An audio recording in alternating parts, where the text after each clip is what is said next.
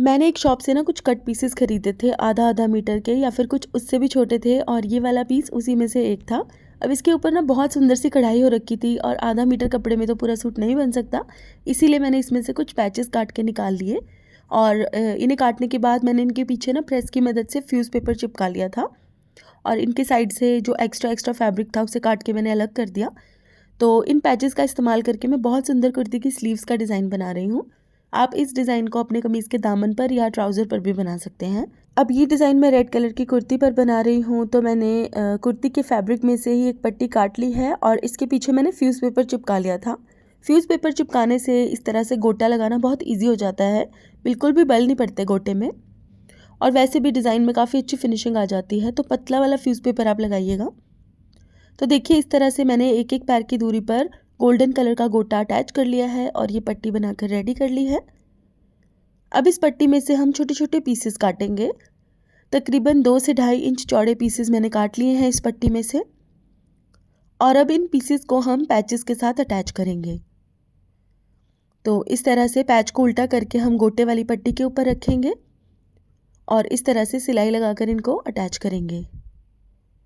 अगर ये वाला डिज़ाइन आप कॉटन के सूट पर बनाना चाह रहे हैं ना, तो इसी तरह का कोई प्रिंटेड फैब्रिक ले लीजिएगा जिसके ऊपर कुछ बड़े बड़े मोटिफ या फ्लावर्स या कुछ अंबिया वगैरह बनी हों प्रिंट से। और साथ में जो प्लेन फैब्रिक यूज़ करेंगे वहाँ पर गोटे की जगह पर कोई बारीक वाली कॉटन की लेस लगाइएगा, तो कॉटन के सूट पर भी बहुत सुंदर डिज़ाइन बनकर रेडी हो जाएगा इसी तरह से।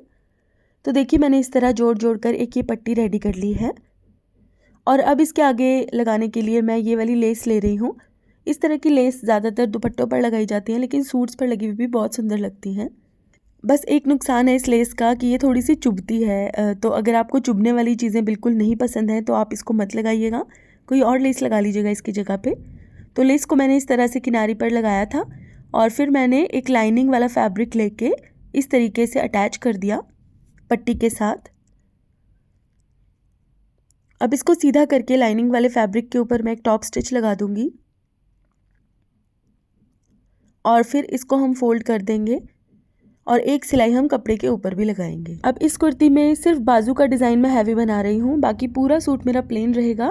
सिर्फ गले के ऊपर मैं बारीक सी गोल्डन कलर की लेस अटैच करूँगी, और घेरे और चाक के ऊपर मैं गोल्डन कलर की पाइपिंग लगाऊंगी। और इसके साथ मैंने नेट का दुपट्टा पेयर किया है जो मैंने डाई करने के लिए दे दिया है, और उस नेट के दुपट्टे के चारों तरफ भी मैं यही वाली लेस लगाऊंगी जो मैंने इस बाजू के ऊपर लगाई है।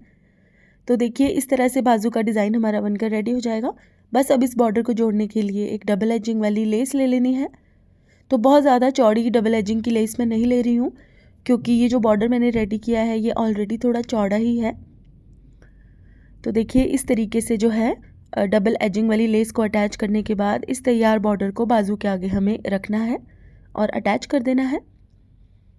अब बाजू की किनारे से मैं तकरीबन 1 इंच फैब्रिक छोड़ देती हूँ, ताकि मैं इस तरीके से फोल्ड करके इसको अटैच कर सकूं, जिससे कि पिछली तरफ इंटरलॉक नहीं करना पड़ेगा और धागे भी नज़र नहीं आएंगे।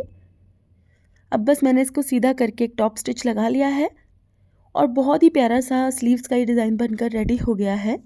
तो मुझे कमेंट करके बताइएगा कि आपको ये डिज़ाइन कैसा लगा, और इसी तरह के और सुंदर सुंदर डिज़ाइन आइडियाज़ को देखने के लिए मेरे यूट्यूब चैनल नॉटी स्टिचेस को सब्सक्राइब कीजिएगा, और साथ ही मेरे फेसबुक पेज नॉटी स्टिचेस को भी फॉलो कीजिएगा। तो गाइस आज के लिए बस इतना ही। Thank you so much for watching. Bye bye.